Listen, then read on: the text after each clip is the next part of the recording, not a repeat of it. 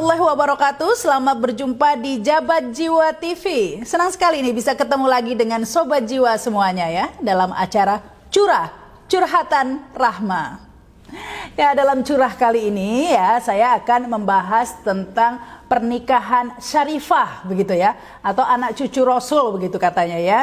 Perempuannya disebut syarifah, lakinya disebut syarif atau sayyid begitu ya. Ini saya akan membahas bolehkah syarifah menikah dengan ahwal begitu ya. Ahwal ini adalah bukan sayyid, artinya orang Indonesia biasanya yang dimaksud ahwal ini, karena memang ahwal ini kan artinya paman ya, karena memang datang ke sini dulu nenek moyang kita begitu ya, hanya pria saja, sehingga ibunya itu orang Indonesia, otomatis orang Indonesia adalah paman begitu ya. Jadi kita menyebutnya ahwal seperti itu. Nah, ini saya membahas bolehkah syarifah menikah dengan ahwal begitu ya. Mengapa saya membahas masalah ini? Tentu saja yang namanya curah atau curhatan itu memang lebih enak kalau berdasarkan pengalaman pribadi. Ya benar, ini berdasarkan pengalaman pribadi saya juga ya. Karena saya ini juga syarifah lah ya hitungannya.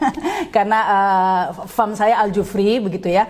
Dan akhirnya perjalanan hidup saya membawa akhirnya saya menikah dengan bukan sayyid, yaitu ahwal begitu ya istilahnya yang saya sampaikan tadi.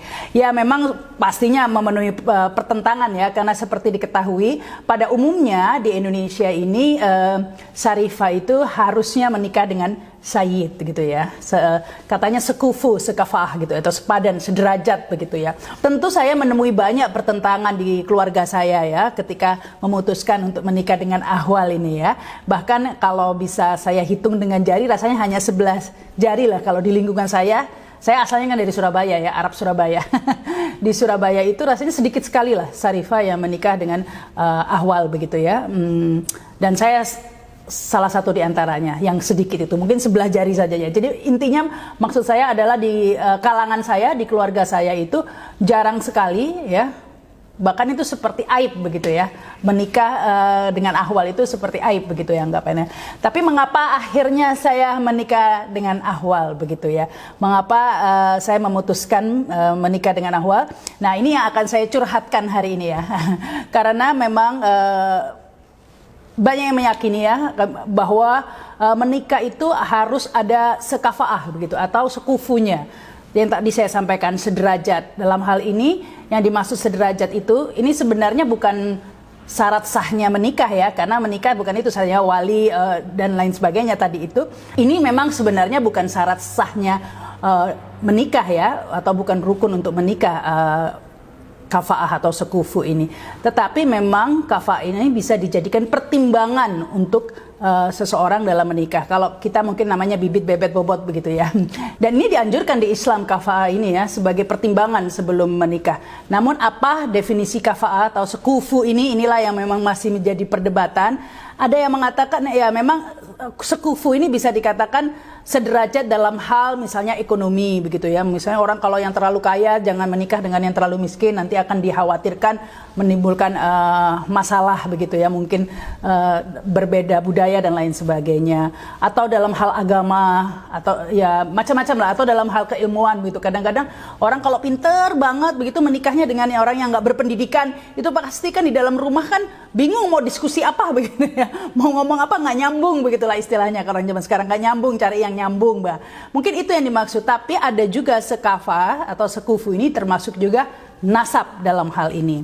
Nah, inilah yang dipegang teguh banyak oleh orang tua yang mempunyai anak ya syarifah atau sayyid ini ya, bahwa mereka ingin menjaga keturunan Nabi ini.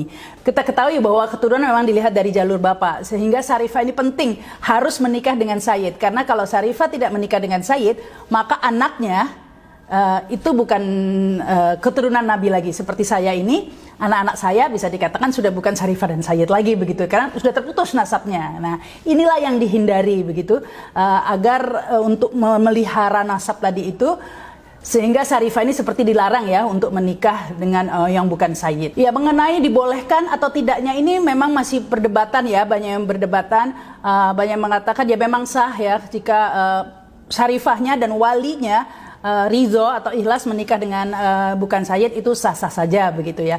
Tetapi ada yang mengatakan tidak bisa, karena itu nanti bahkan ada hadis yang mengatakan bahwa jika menikah tidak memelihara keturunan Nabi, misalnya Syarifah menikah dengan bukan Sayyid itu, maka itu akan memutus keturunan Nabi, bahkan itu akan menyakiti perasaan Fatimah dan bisa tidak mendapat syafaat begitu nanti. Ada hadisnya katanya seperti itu. Ya, tapi tentu saja saya tidak, bukannya saya tidak percaya hadis ya, tapi saya hanya percaya hadis yang tidak bertentangan dengan Al-Quran. Karena di Al-Quran sudah jelas sekali ya, udah berkali-kali lah dibahas di banyak ayat, bahwa memang yang mulia di antara kita itu hanya tingkat ketakwaan begitu ya. Yang tinggi derajatnya justru orang yang beriman dan berilmu yang dinaikkan derajatnya. Itu sudah banyak ya ayat-ayatnya, rasanya bukan perdebatan lagi. Jadi ketika ada hadis yang mengatakan bahwa jika menikah di luar Sayyid tadi itu, Syarifah dengan Sayyid itu akan merusak keturunan. Saya rasa tidak seperti itu, karena kalau kita lihat dari sejarah begitu ya, untuk memahami hadis kan sebenarnya mudah, hanya dikembalikan kepada Al-Quran ya, karena hadis kan sebenarnya menjelaskan dalam Al-Quran. Tidak mungkin hadis bertentangan dengan Al-Quran. Sementara di Al-Quran sendiri ya, bahkan ada ayatnya ya, diriwayatkan, disebut namanya Zaid waktu itu ya, bahwa Rasulullah pernah menikahkan Zainab yang keturunan Quraisy begitu dengan Zaid yang mantan budak. Jika tidak diperbolehkan, mana mungkin saat itu Rasulullah menikahkan Zainab yang bangsawan dengan Zaid yang mantan budak. Pertimbangan Rasulullah sebenarnya dua orang ini bukan berdasarkan nasabnya, karena Zaid ini termasuk sahabat dekat, anak angkat Rasulullah yang disebut namanya di Al-Quran ya, Zaid, dan juga kesolehannya itu tidak diragukan lagi, karena juga merupakan salah satu orang yang pertama-tama memeluk Islam juga begitu. Demikian juga dengan Zainab, juga orang yang soleha begitu ya. Jadi nasab itu menurut saya bukan dilihat dari keturunan secara darah begitu, pertalian darah, tetapi lebih kepada agamanya atau akhlaknya, itu menurut saya. Inilah yang menarik, karena memang fenomena Syarifah harus menikah dengan Sayyid ini sebenarnya kalau menurut saya memang ini budaya dari zaman dahulu begitu ya, di Arab sana memang terkenal sangat membanggakan keturunan ya. Pada saat itu yang paling dihormati adalah keturunan Quraisy ya, sehingga kemudian Quraisy ya, sehingga kemudian ada Bani Hasyim, dan akhirnya lahirlah Nabi Muhammad SAW dari suku yang dihormati tadi itu ya. Tapi menurut saya Islam justru hadir untuk mengikis ya kelas-kelas sosial seperti itu. Saya tidak melihat Islam sebagai agama yang mengenal kasta. Itu sudah jelas sekali lah kalau kita memahami Al-Quran dengan benar, bahwa justru di Islam lah agama tanpa kasta ya. Kita lihat sejarah lagi ya. Tadi sudah saya katakan, tadi ada Zainab dinikahkan oleh Rasulullah dengan Zaid. Kemudian putri-putri Nabi sendiri dinikahkan dengan Utsman bin Affan, Umar bin Khattab, yang mereka bukan Quraisy begitu ya. Tetapi tetap saja.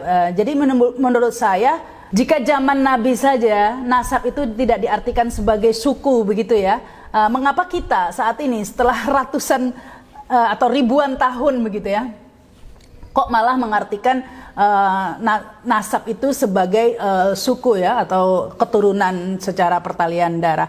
Memang saya seperti sampaikan tadi, orang Arab sangat membanggakan keturunan ya. Jadi kalau di keluarga saya ini, saya itu harus hafal. Saya Rahma binti apa, atasnya lagi binti, kakek saya lagi binti apa, itu kita tahu ya, karena memang itu penting bagi orang Arab ya. Tetapi tidak ada salahnya sebenarnya mengenal nenek kakek-kakek kita ya. Tetapi ketika kemudian itu menjadikan kita lebih eksklusif dan bahkan membangga-banggakan, nah itulah yang menurut saya tidak sesuai dengan Islam. Ya, semua Alawiyin lah pada umumnya berpegang teguh pada nilai-nilai itu, agar Syarifah itu harusnya menikah dengan Sayyid. Menurut saya itu tidak ada salahnya. Saya bicara seperti ini bukan berarti saya mengencourage Syarifah agar menikah dengan Ahwal, tidak loh ya. Saya tidak harus seperti itu. Menurut saya tidak ada salahnya jika Syarifah menikah dengan Sayyid, malah itu bagus ya. Yang saya permasalahkan di sini jika kemudian itu dipaksakan, tidak disesuaikan dengan situasi dan kondisinya. Karena begini, saya punya banyak teman-teman Syarifah, banyak loh ya, yang akhirnya tidak menikah begitu ya, sampai perawan tua dan tidak pernah menikah begitu ya, dikarenakan ya memang kan sulit ya, karena kan minoritas Sayyid itu tidak banyak, sementara hukum yang berlaku begitu, Sayyid bisa menikah dengan Ahwal, dengan siapa saja, dengan bule, dengan siapa saja bisa, sementara kalau Syarifah hanya dengan Sayyid, sehingga ya akhirnya ini stok Sayyidnya berkurang begitu ya, sehingga banyak teman-teman saya, kolega begitu ya, harus diakui itu banyak yang sampai menjadi perawan tua dibela-belain tidak pernah menikah karena tidak bertemu dengan sayyid yang cocok begitu ya. Karena sayyidnya kan juga tidak banyak. Yang tidak banyak itu pun kan belum tentu semuanya cocok begitu kan ya. Jadi banyak yang sampai tidak menikah karena berpegang teguh, bertahan harus menikah sekufu ini tadi itu. Ya dibela-belain tidak menikah karena tidak menemukan sayyid ya atau jodoh yang sekufu begitu ya. Padahal kalau dilihat kan sebenarnya tidak ada satu ayat pun di Al-Quran yang mengharuskan ya kita menikah sesama suku begitu, bahkan sebaliknya ya antar suku harusnya kita saling mengenal. Ya jadi tidak ada satu ayat pun di Al-Quran yang secara tegas mengatakan bahwa ya Syarifah itu harus menikah dengan sayyid sekufu itu, bahwa itu berdasarkan nasab, itu tidak ada ya. Tetapi mengapa sampai bertahan padahal di Al-Quran sudah jelas atau di banyak hukumnya jelas bahwa menikah itu adalah ibadah begitu. Bahkan sempurnanya separuh ibadah katanya ya. Bahkan sunnah Rasul begitu. Kalau benar-benar mencintai Rasul harusnya melakukan sunnah Rasul ya. Ini malah tidak mau menikah karena tidak ketemu dengan sayyid tadi ini. Padahal di zaman Nabi sendiri tidak apa-apa menikah tidak dengan sayyid. Ya inilah yang saya garis bawahi ya, agar kita lebih mengedepankan rasionalitas begitu ya. Padahal itu kan jadi banyak ya saudara saya begitu ya, yang ya akhirnya saya tahulah perasaan, pastinya kesepian ya, harus hidup sendiri begitu ya.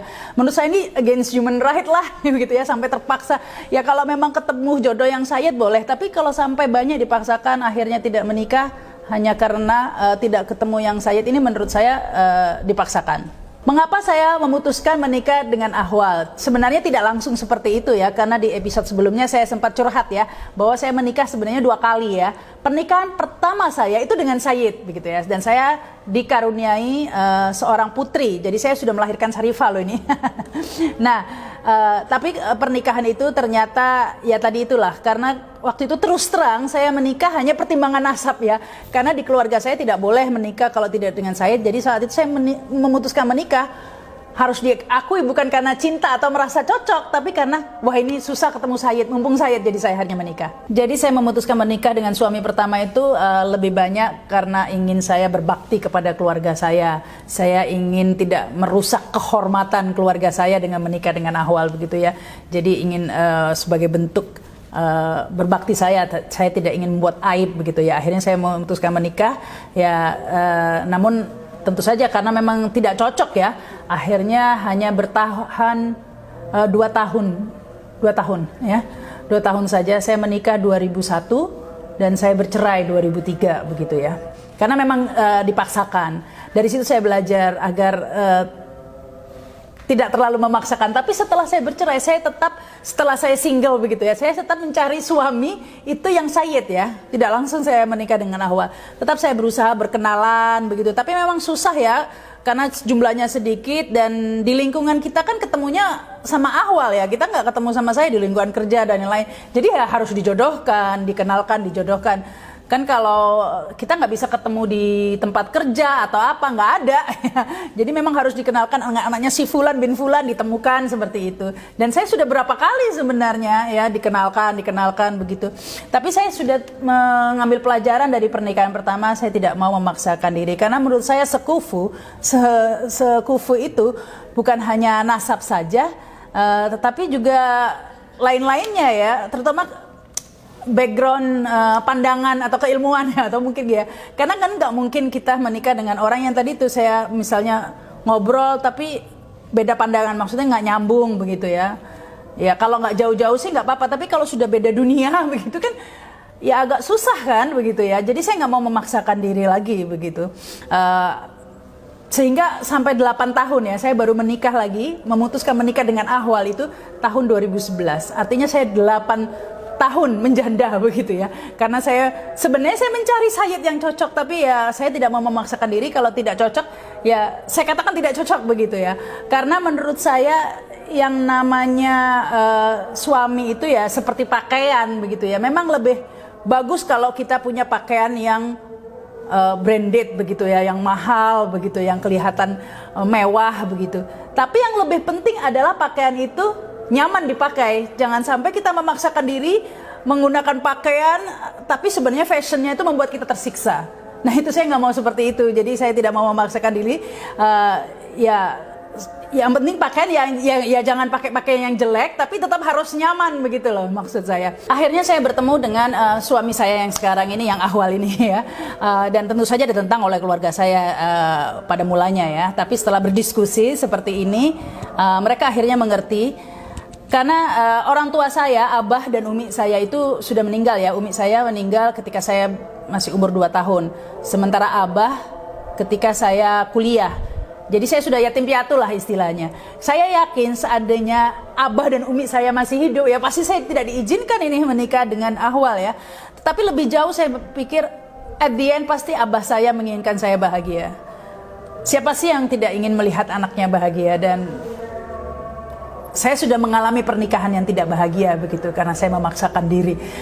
Akhirnya saya yakin pasti abah seandainya hidup pun akan merestui juga ya, karena apapun itu edian yang kita di Al-Quran juga menikahkan tujuannya untuk memberi ketentraman begitu ya, untuk membentuk keluarga sakinah mawaddah warahmah. Intinya kan tujuan menikah itu begitulah. Kalau kita tidak nyaman, tidak tentram, ya buat apa menikah begitu ya kalau dipaksakan. Akhirnya setelah saya berdiskusi dengan kakak saya, akhirnya kakak saya menyetujui dan menjadi wali nikah saya. Waktu itu kakak saya yang pria ya. Tapi ada tradisi memang ya, biasanya kalau ada Syarifah menikah dengan Ahwal itu keluarga besar atau orang Arab lainnya itu, habaib lainnya itu tidak mau datang begitu, biasanya begitu, nggak semua. Nah karena itu ketika saya menikah saya nggak ngundang begitu loh, buat apa, barangkali mungkin juga nggak datang gitu. Jadi saya memang hanya kecil-kecilan saja waktu itu, apalagi ini pernikahan kedua kan ya. Yang penting ya menurut saya biar sederhana, yang penting sah begitu ya. Akhirnya saya menikah pada tahun 2011. Orang-orang banyak yang menyayangkan Syarifah menikah dengan Sayyid, nanti anaknya bagaimana? Ini rusak keturunannya ini ya. Hidungnya nggak mancung lagi dong. Ya itu kan maksudnya ini, waduh, misalnya anak saya ini bukan zuriat Nabi lagi nih gitu. Nah ini juga saya tidak sependapat, karena menurut saya nasab perempuan itu juga penting kok begitu ya. Ya Fatimah juga perempuan begitu kan. Meskipun itu ada pengecualian katanya, khusus untuk Fatimah nasabnya boleh diambil dari perempuan. Ya, tapi tetap saya berkeyakinan meskipun nasab perempuan itu juga penting ya. Kita lihat sejarah, saya bukan ahli sejarah ya, tapi sepengetahuan saya ya, kalau kita lihat zaman Nabi dulu yang banyak membantu perjuangan Nabi ya sebenarnya saudara-saudara Nabi yang dari nasab ibu ya. Yang ketika hijrah, yang tolak al-badru itu ya disambut itu kan dari nasab ibu ya. Sementara kalau dari nasab bapak itu bahkan yang menentang ya, Abu Lahab dan lain-lain. Jadi menurut saya nasab ibu juga penting. Jadi saya kalau dikatakan anak saya bukan zuriyah Nabi, kalau menurut saya selama anak saya insya Allah menjadi anak soleh dan soleha yang mengamalkan sunnah Rasul, mengamalkan ajaran-ajaran Nabi, ya menurut saya itu tetap zuriyah Nabi menurut saya. Ya itu memang terjadi ketika saya mau menikah dengan suami saya ini yang Ahwal ini, banyak yang mengatakan, wah nanti anakmu Ahwal dong, ya seperti itu ya. Menurut saya itu tidak penting lah, menurut saya tetaplah ada nasab saya juga begitu ya. Menurut saya nasab saya juga secara formal memang yang diakui adalah nasab dari bapak ya. Tapi menurut saya nasab dari ibu juga penting begitu, secara genetik juga banyak pengaruhnya begitu kan ya. Jadi saya tidak berkecil hati, saya tidak pernah merasa hina, saya tidak merasa anak saya ini lebih rendah dari lainnya. Saya tidak merasa juga diri saya lebih rendah atau lebih hina karena saya menikah dengan Ahwal, itu tidak pernah saya rasakan seperti itu. Karena bukan dari itulah manusia dilihat ya. Meskipun saya ada cerita ini ya. Ada teman saya itu mau ke luar negeri, mau pindah ya for good ke luar negeri, kemudian memberikan anjingnya ya, menitipkan anjingnya ke saya ya. Meskipun anjing najis saya tahu, tapi saya taruh di garasi, saya terima untuk sementara begitu. Nah teman saya itu pesan berkali-kali ya, ini anjing ini anjing ras begitu ya. Dia tunjukkanlah sertifikatnya ya, champion, keturunan champion begitu. Dia bangga sekali ya. Ya kalau kawin jangan dikawinin sama anjing kampung ya. Kata dia bolak-balik pesan ke saya yang ketawa saja. Terus ditunjukkanlah sertifikatnya. Ini sertifikatnya nih, namanya Onyx Alexander anjing saya, Golden Retriever ya. Bagus. Besar, bulunya bagus begitu kan. dititipkan ke saya untuk sementara, untuk kemudian saya cari untuk diadopsi oleh orang lain ya. Sementara saya taruh di garasi rumah saya. Saya jadi merasa gimana ya, anjing aja ada sertifikatnya ini, wah harus keturunannya jelas ini, Golden Retriever keturunan champion, apa rasnya itu sampai turun-turunannya ada loh di situ ya, di sertifikatnya itu. Makanya saya merasa tidak heran ya, bukan saya menyamakan ya, tapi kan banyak orang yang membanggakan sertifikat seperti itu ya, kayak di orang Arab itu ada di Robitoh itu ada catatannya, ini kita cucu Rasul itu sampai turunan ke berapa ada lembaga mencatat dan ada sertifikatnya seperti itu. Tapi itu bukan orang Arab saja. Saya punya teman priayi begitu ya, keluarga keraton, dia juga punya sertifikat keturunan raden-radennya itu begitu ya. Tapi menurut saya saat ini membanggakan sertifikat-sertifikat atau membanggakan gelar seperti itu sudah tidak relevan lagi ya. Karena kalau zaman dulu mungkin ya, kalau zaman sekarang itu menurut saya sudah tidak relevan lagi karena perkembangan budaya sudah demikian pesat sehingga orang tidak hanya melihat hanya dari gelar, tapi perkembangan ilmu dan lain sebagainya, sehingga saat ini mungkin orang lebih lihat ilmunya seperti itu. Ya kalau anjing jelas lah yang dilihat hanya bulunya, badannya yang bagus ya. Tapi kalau manusia kan beda ya, ada akhlaknya, ilmunya, kelakuan, achievementnya begitu ya. Jadi kalau sekarang ada orang membanggakan gelar Habibnya, gelar Raden, itu menurut saya nggak relevan. Buat apa Habib atau misalnya Raden apa, tapi nggak ada achievement apa-apa, maksudnya tidak ada akhlak, tidak ada keilmuan, tidak ada pencapaian apa-apa. Saya rasa ya percuma. Perkembangan zaman membuat orang tidak menilai hanya sebatas itu saja, lebih dari itu ya, lebih ke ilmunya. Sebenarnya di Al-Quran disebutkan ya, di surat Al-Mujadalah ya, ayat 11, Allah akan mengangkat orang-orang yang beriman di antara kalian dan orang yang dikaruniai ilmu beberapa derajat. Jadi memang yang derajatnya tinggi itu ya yang berilmu sebenarnya, dan di Al-Quran disebutkan yang paling tinggi ketakwaannya begitu. Jadi menurut saya sudah tidak relevan lagi ya, kecuali kita seperti Golden Retriever itu ya yang dibanggakan memang karena dia tidak punya akhlak dan tidak punya ilmu. Ada juga yang mengatakan bahwa membanggakan keturunan itu lebih ke sifat iblis begitu ya, karena waktu itu iblis tidak mau sujud ke Nabi Adam karena dia membanggakan asal muasal dia dari api begitu ya. Jadi orang yang membanggakan keturunan atau asal usulnya itu seperti itu. Ada yang mengatakan seperti itu.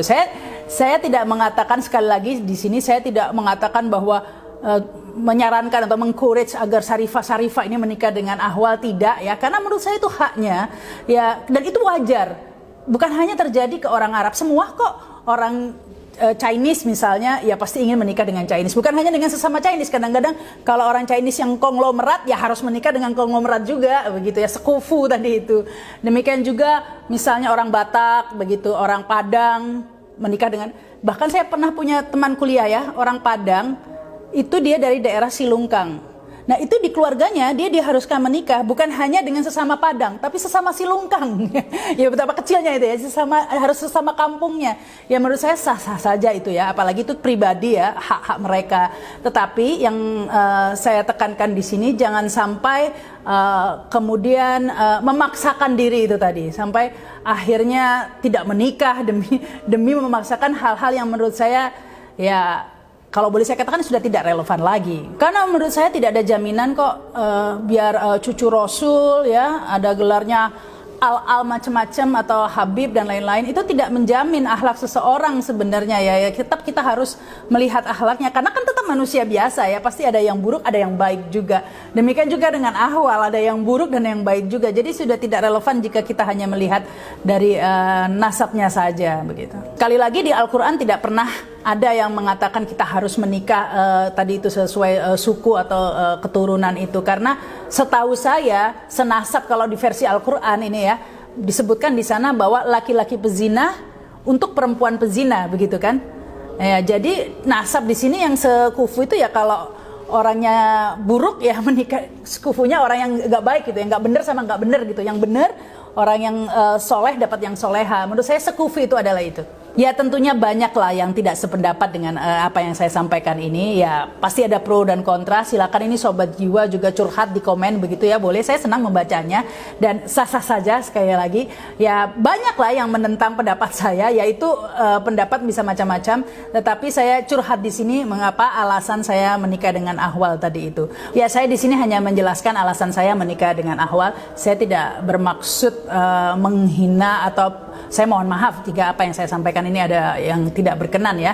Tetapi di sini kita bisa berdiskusi. Sekali lagi Sobat Jiwa bisa menulis di komen jika tidak sependapat. Ya saya yakin banyak yang tidak sependapat ya, itu sah-sah saja. Silahkan ini bisa tulis di komen ini Sobat Jiwa yang merasa punya pendapat lain. Saya tidak ada maksud apa-apa. Mohon maaf ini jika ada yang tidak berkenan ya. Saya hanya ingin menyampaikan sekedar curhat begitu ya tentang alasan saya mengapa saya sampai menikah dengan Ahwal ya. Saya tidak ingin memberi aib atau menghina keluarga saya, bukan itu, karena lebih penting dari itu semua ya. Insya Allah suami saya mampu mendidik saya ya untuk menjadi wanita yang lebih baik. Menurut saya itu yang penting, untuk membentuk keluarga yang sakinah mawadah warahmah. Karena menurut saya itulah tujuan menikah. Ya itu saja Sobat Jiwa curhat saya kali ini. Nantikan curhat-curhat saya lainnya ya. Di samping nanti juga di Jabat Jiwa ini menghadirkan diskusi-diskusi juga tentang keagamaan dengan narasumber-narasumber lainnya. Saya Rahma Sarita, jangan lupa subscribe dan komen. Wassalamualaikum warahmatullahi wabarakatuh. Sampai jumpa.